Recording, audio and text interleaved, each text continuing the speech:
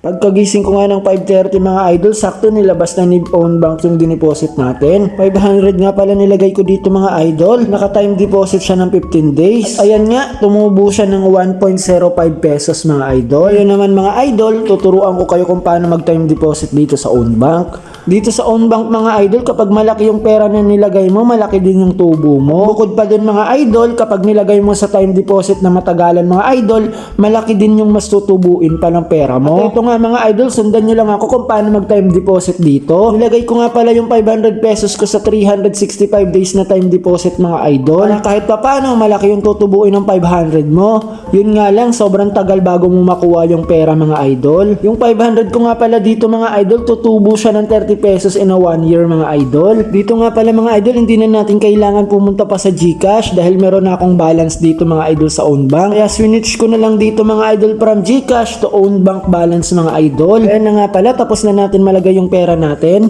at titignan natin mga idol kung successful mga idol. At ito nga pala yung mga pera ko na naka-time deposit dito mga idol sa Own Bank. Merong 365 days, merong 15 days na 1,000 pesos na nilagay ko, merong 90 days. Ang gulo ko mga idol kung anong time deposit yung nilagay ko. Kasing gulo ng relationship namin ni Crush, ay wala pala kami ni Crush.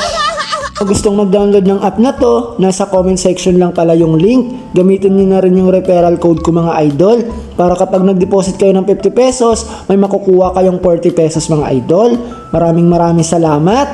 Bye-bye!